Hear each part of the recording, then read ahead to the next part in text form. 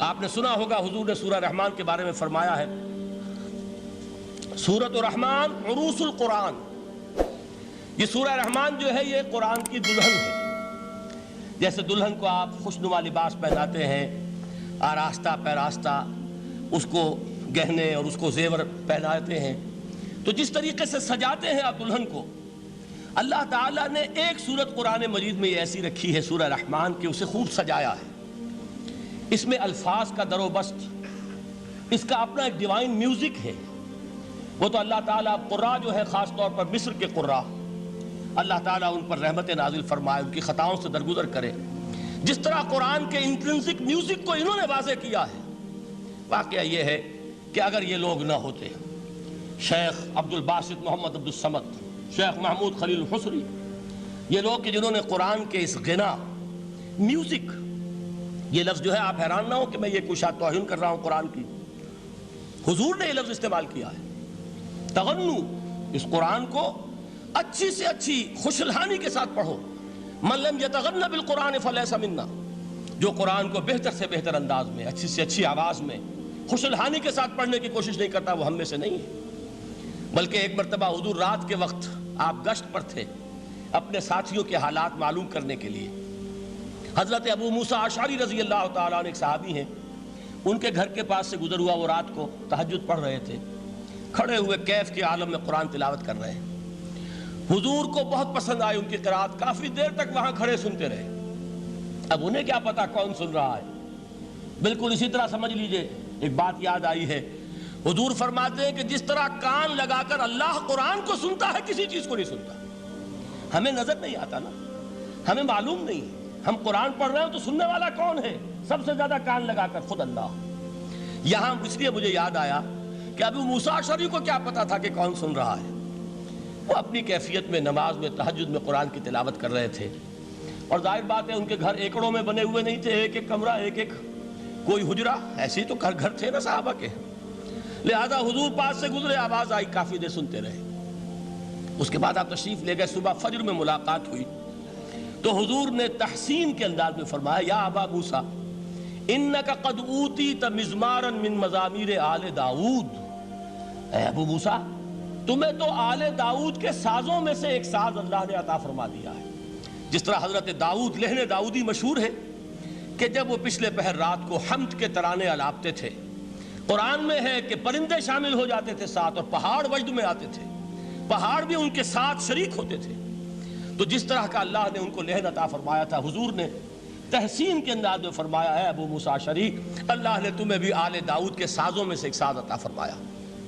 بہرحال قرآن مجید کا جو یہ میوزک ہے، قرآن کے الفاظ کا جو حسن ہے، جہاں تک حسن معنوی ہے وہ تو ہر لفظ میں ہے، لیکن یہ حسن ظاہری، حسن صوتی، حسن لفظی، یہ اپنے کلائمیکس پر آپ کو نظر آئے گا سورہ رحمان میں. لیکن قرآن میں یہ سورت اس اعتبار سے بھی ممتاز ہے، اس کی 4 آیات پر ذرا توجہ کریں گے، عجیب حقائق سامنے آئیں گے. جہاں یہ قرآن مجید کے حسن صوت اور حسن لفظی کی معراج ہے، وہیں اس کی پہلی 4 آیات میں 4 چوٹی کی چیزوں کا ذکر ہے، سب سے اونچی چیزیں. پہلی آیت کیا ہے؟ الرحمن. ایک آیت ہو گئی. رحمان کیا ہے؟ اللہ کا نام ہے. کبھی آپ نے غور کیا اللہ کے ناموں میں سب سے پیارا نام کون سا ہوگا؟ رحمان. کیوں؟ اس کا مادہ کیا ہے؟ رحمت. ہمیں سب سے بڑھ کر جس چیز کی ضرورت ہے وہ کیا ہے؟ رحمت خداوندی. نام اچھی طرح سن لیجئے اس حضور کے قول کو. حضور فرماتے کوئی شخص جنت میں مجرد اپنے عمل کی بنیاد پر داخل نہیں ہو سکے گا جب تک کہ رحمت خداوندی دستگیری نہ کرے. کسی صحابی نے بڑی ہمت اور جرأت کا ثبوت دیا کہ پوچھ لیا، کیا حضور آپ بھی؟ جب آپ نے فرمایا کوئی شخص داخل نہیں ہو سکتا جنت میں محض اپنے عمل کی بنیاد پر جب تک کہ رحمت خداوندی جو ہے وہ دستگیری نہ فرمائے. پوچھا گیا کیا آپ بھی؟ آپ نے فرمایا ہاں میں بھی. آپ انداز کیجئے کہ اگر محمد الرسول اللہ بھی رحمت خداوندی کے ضرورت مند ہوں تو تاب دیگراں چے رسد، ہماری تو سب سے بڑی ضرورت رحمت خداوندی ہے. اب یہ رحمت جو ہے قرآن مجید میں اللہ تعالیٰ کی یہ شان 2 الفاظ کے ذریعے سے آتی ہے، رحیم اور رحمان. اور کوئی مادہ نہیں ہے جس سے 2 نام بنتے ہوں اللہ کے. لیکن یہ مادہ ہے واحد رحمت کا کہ جس سے رحمان بھی ہے رحیم بھی ہے۔ رحیم صفت مشبہ ہے، رحمت دائم ہو جائے گی، مستقل ہوگی تو رحیم کہیں گے، اور رحمان اس میں رحمت کی ہے وہ شان ہے کہ جیسے ٹھاٹھے مارتا ہوا سمندر ہو، ہیجان کی کیفیت، طوفانی کیفیت، رحمت خداوندی کا طوفانی جوش، وہ ہے رحمان۔ آپ تو رہتے اس علاقے میں ہیں، آپ کو معلوم ہے عرب اگر بھوکا مرا جا رہا ہو تو کیا کہے گا؟ انا جوعان۔ پیاسا مرا جا رہا ہو انا عطشان۔ بہت غضبناک ہوگا غضبان، غضبان آصفہ قرآن میں آیا ہے، بہت غضبناک۔ رحمان جس کی رحمت جو ہے جوش میں ہے، ٹھاٹھے مارتے ہوئے سمندر کے مانند۔ تو یہ اللہ تعالیٰ کے ناموں میں سب سے پیارا نام۔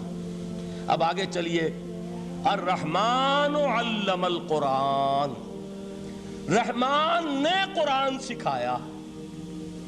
رحمت خداوندی کا سب سے بڑا مظہر، رحمان کی رحمانیت کا سب سے بڑا مظہر قرآن ہے۔ ان میں جو منطقی ربط ہے اس کو سمجھتے جائیے۔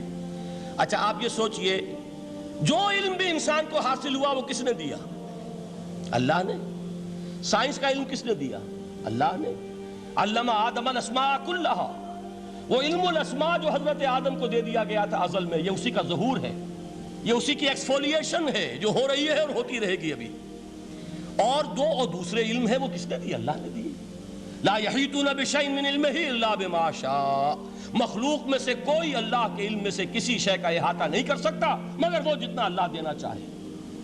لیکن یہ کہ تمام علوم میں چوٹی کا علم قرآن، نوٹ کرتے جائیے، اب چوٹی کی چیزیں جمع کیجئے۔ اللہ کے ناموں میں چوٹی کا نام رحمان، اللہ نے جو کچھ انسان کو سکھایا اس میں چوٹی کا علم قرآن۔ خلق الانسان، انسان کو پیدا فرمایا۔ سوال یہ کہ حیوانات کو کس نے پیدا فرمایا؟ آسمان کس نے پیدا کیے؟ زمین کس نے پیدا کی؟ فرشتے کس نے پیدا کیے؟ کیا مطلب خلق الانسان؟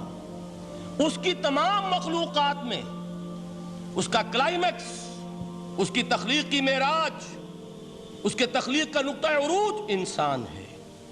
یہ ہے کہ جو مسجود ملائک بنا ہے۔